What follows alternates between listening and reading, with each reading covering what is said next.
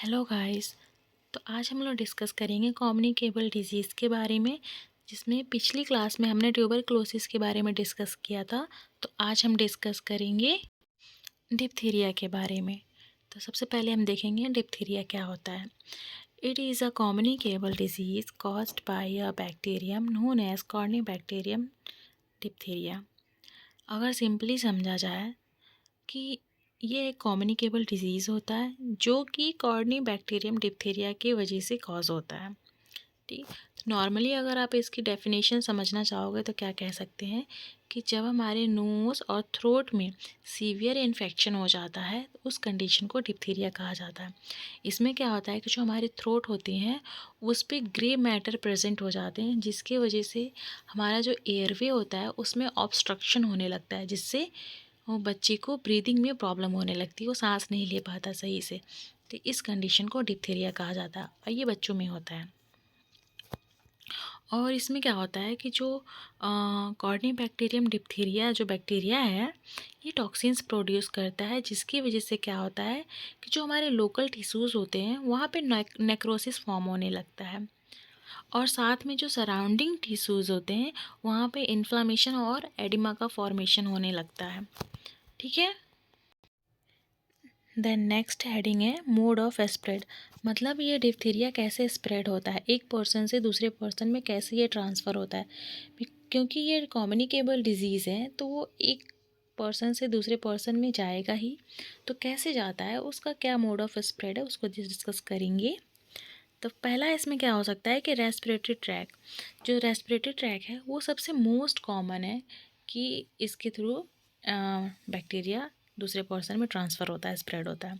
दूसरा क्या हो सकता है कि जो इन्फेक्टेड पर्सनस होते हैं उनमें किसी तरीके का सिक्रेशन हो रहा हो, डिस्चार्ज हो रहा हो, तो उसकी वजह से भी ये एक पर्सन से दूसरे पर्सन में स्प्रेड हो सकता है। तीसरा क्या रीज़न हो सकता है, ड्रॉपलेट इन्फेक्शन। ये ड्रॉपलेट इन्फेक्शन है, अगर जो इन्फेक्टेड पर्सन है वो आपके सामने स्नीज़ कर रहा है, कफ कर रहा है, तो उसकी ड्रॉपलेट की वजह से ये एक पर्सन में दूसरे पर्सन में ईज़िली स्प्रेड हो सकता है। ठीक है। उसके बाद हम देखेंगे इनक्यूबेशन पीरियड। डिप्थीरिया का इनक्यूबेशन पीरियड कितना होता है, वो इसका इनक्यूबेशन पीरियड 2 to 5 डेज़ का होता है। मतलब 2 to 5 डेज़ में जो बैक्टीरिया है वो अपना सिम्टम्स शो करने लगती है पेशेंट में। इन्फेक्टिविटी का मतलब ये होता है कि जिस भी पेशेंट को ये डिप्थीरिया हुआ है वो कब तक एक दूसरे पर्सन को इन्फेक्शन फैला सकता है। The patient is infective till the virulent bacteria are present in the lesion which is usually 2 to 4 weeks. मतलब यूजुअली 2 to 4 वीक्स तक के टाइम ड्यूरेशन में जो पेशेंट है वो इन्फेक्शन कॉज कर सकता है दूसरे पर्सन में, मतलब स्प्रेड कर सकता है जब तक वो बैक्टीरिया उसके लीजन्स में प्रेजेंट है तब तक। और ये कब तक प्रेजेंट रहता है, 2 to 4 वीक्स तक प्रेजेंट रहता है बॉडी में, इसलिए। देन हम देखेंगे साइन एंड सिम्टम्स क्या होते हैं डिप्थीरिया में। मैंने पिछली क्लास में डिस्कस किया था कि साइन एंड सिम्टम्स क्या होते हैं। पहला तो साइन वो होता है जो हम पेशेंट में ऑब्जर्व करते हैं, जबकि सिम्टम्स वो होता है जो पेशेंट हमें खुद से बताता है। ठीक है। तो डिप्थीरिया में साइन एंड सिम्टम्स क्या होगा कि पहले इसके अर्ली सिम्टम्स ये होंगे कि पेशेंट को सोर थ्रोट हो सकता है, उसको भूख नहीं लगेगी, साथ में फीवर आ सकते हैं, सर्वाइकल लिम्फेडेनाइटिस हो सकता है। सीवियर केस में क्या हो सकता है कि जो हमारे एयरवे उसमें ऑब्स्ट्रक्शन हो सकता है। ऑब्स्ट्रक्शन क्यों होगा, क्योंकि वहाँ पे ग्रे मैटर्स प्रेजेंट हो रहे हैं बहुत, जो कि बहुत थिक होता है, जिसकी वजह से बच्चे को सांस लेने में दिक्कत होती है, तो उसको एयरवे ऑब्स्ट्रक्ट हो सकता है। और जो स्टार्टिंग के जो 6 to 10 डेज़ होते हैं जब पेशेंट को डिप्थीरिया होता है, तो वो 6 to 10 डेज़ ऐसा टाइम होता है जिस टाइम पे या तो पेशेंट रिकवर कर जाता है या तो बहुत ही ज़्यादा उसके अंदर सीवियर वीकनेस डेवलप हो जाती है, जिसकी वजह से पेशेंट की डेथ भी हो सकती है। ठीक है। तो वो ऐसा टाइम ड्यूरेशन है 6 से जो 10 दिन का जो टाइम है वो बहुत ही ज़्यादा एक तरह से इम्पॉर्टेंट टाइम आप मान सकते हो। देन उसके बाद हम देखेंगे कॉमन कॉम्प्लिकेशंस। मतलब कौन कौन से कॉम्प्लिकेशन हैं जो बच्चों में हो सकते हैं इसकी वजह से। मायोकार्डाइटिस हो सकता है, टॉक्सिक न्यूरोपैथी हो सकती है, पैलेटल पैल्सी हो सकता है, फेशियल लैरिंजियल नर्व पाल्सी हो सकती है, पॉलीन्यूराइटिस हो सकता है और डायफ्रैग्मेटिक पैरालिसिस भी हो सकता है। ये सारे कॉमन कॉम्प्लिकेशन हैं जो पाए जाते हैं। देन उसके बाद हम देखेंगे प्रिवेंशन। डिप्थीरिया को कैसे हम प्रिवेंट कर सकते हैं। सबसे मेन इसका प्रिवेंशन ये है कि बच्चे को इम्यूनाइज़ कर दो।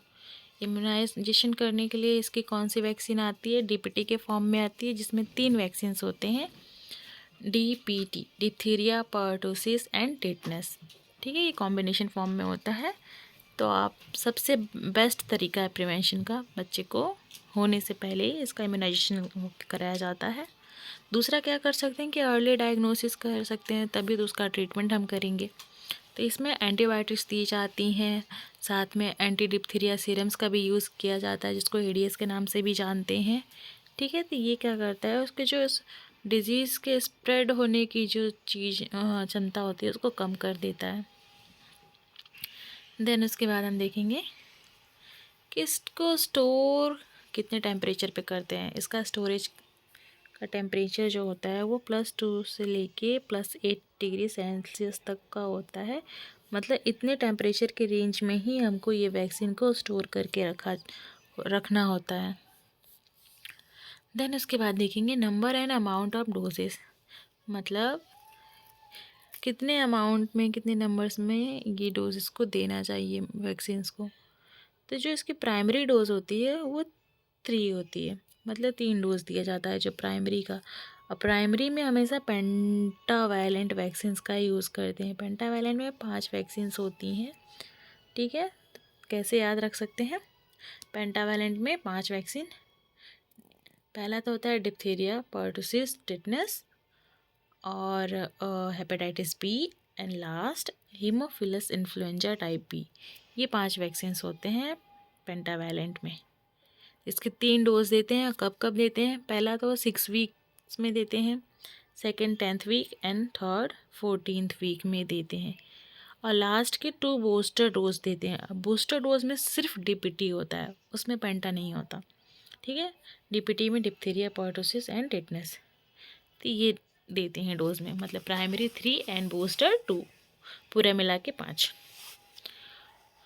और ईच डोज कितने अमाउंट का होना चाहिए, 0.5 ml का डोज होता है। ठीक है, अब जितनी बार भी ये लगाओगे 0.5 ml ही यूज़ करोगे। देन उसके बाद देखेंगे एडमिनिस्ट्रेशन, कैसे एडमिनिस्टर करेंगे डीपीटी को। ये इंट्रामस्कुलर यूज़ किया जाता है, और कहाँ पे देते हैं, एंट्रोलेटरल साइड ऑफ थाइस के एंट्रोलेटरल साइड में देते हैं ये।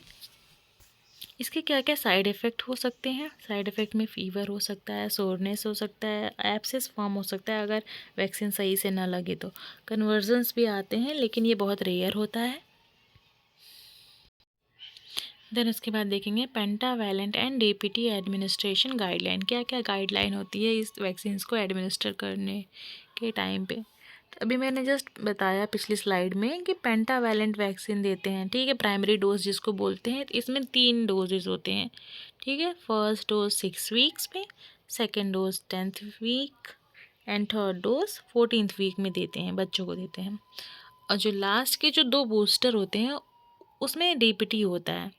ठीक है, बूस्टर में सिर्फ डीपीटी होता है। तो इस बूस्टर का फर्स्ट बूस्टर है वो 16 to 24 मंथ के टाइम ड्यूरेशन में देते हैं, और जो सेकंड बूस्टर होता है वो 5 ईयर में देते हैं। ठीक है, इसका भी अमाउंट सेम ही होता है, 0.5 ml देते हैं।